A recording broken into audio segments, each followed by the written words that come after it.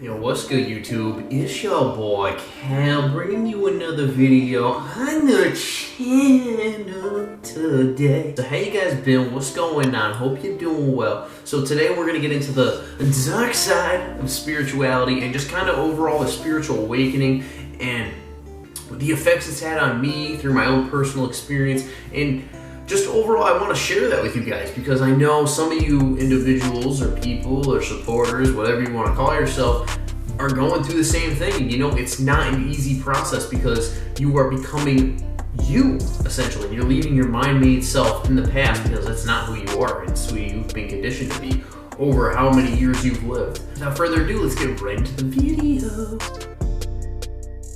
So the dark side of spirituality. Unfortunately, it is not all fun and games. I would say about 90% of my own journey has been tremendous. It has flipped my world upside down, giving me a new perspective on life, and ultimately allowing me to disidentify with my mind, which has been one of the most freedom type of things I have been able to recognize but not feel.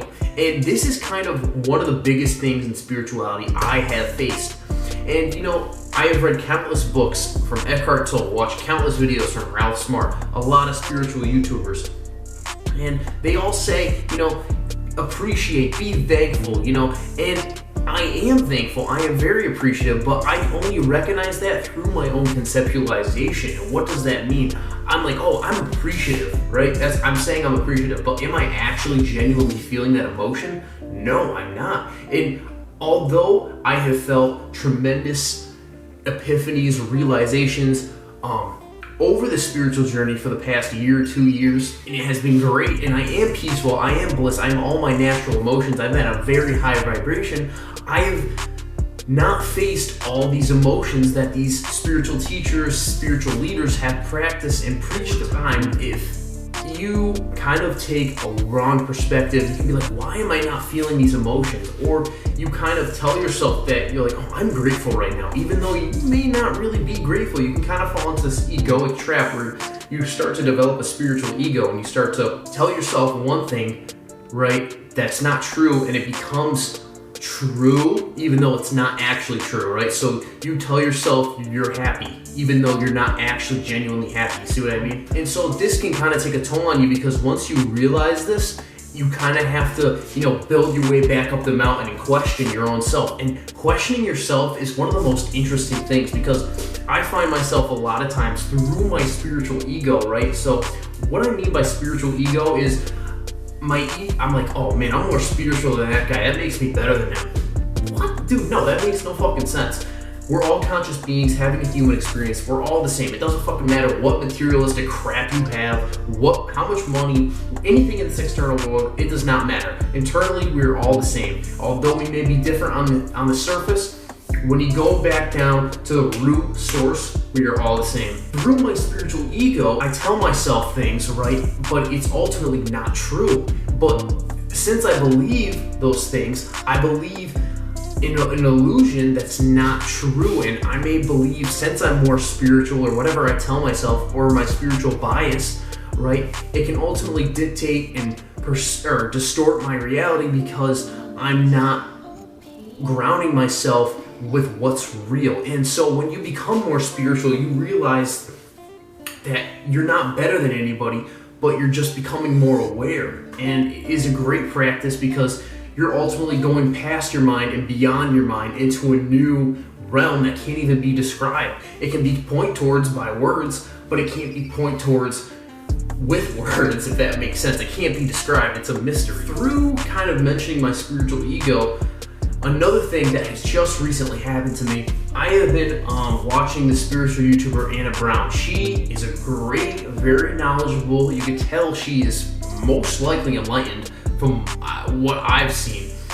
And she's very wisdomatic, or whatever the fuck you, I don't know if that word fits in right, but she's very good. But I was watching her videos, and you know, any spiritual person, quote Ralph Smart on this, he said, the truth will piss you off first, but it will set you free in the long run. And you know, she was so blunt and so just real that I was like, oh my fucking god, dude. Pretty much that entire night of watching her videos and coming across her for the first time, it really took a toll on me. And I've been kind of in the state of just, I've had a headache since I started watching her like 2 days ago, and I realized that like it was my spiritual ego's fault. And what I mean is my spiritual ego's fault, ultimately it was my fault. Through her videos and just her being so real, I started to think about it so much, and through me thinking about it, I started to put a great deal of pressure on myself, and I was like, dude, I'm not doing this right. I started to just, just think erratic thoughts that are very complicated, and spirituality is all about simplicity. It's all about letting go and not identifying with your mind. And I did the complete opposite, and my ego sneaked in through there and ultimately took me over. This took a toll on my mental, and it is still taking a toll on my mental. Like, I'm still at a very high vibration, don't get me wrong, but I sat down at my computer and I had a really good spiritual growth from this, because I questioned myself. I was like, why am I feeling this way? I wasn't trying to resist the emotion. I accepted how I felt, because once you accept it, you can move into a state of observation, and you can watch it. And that's exactly what I did. And I questioned why I was feeling it. And I realized it was my spiritual ego. And I realized I was identifying with these thoughts without me even knowing.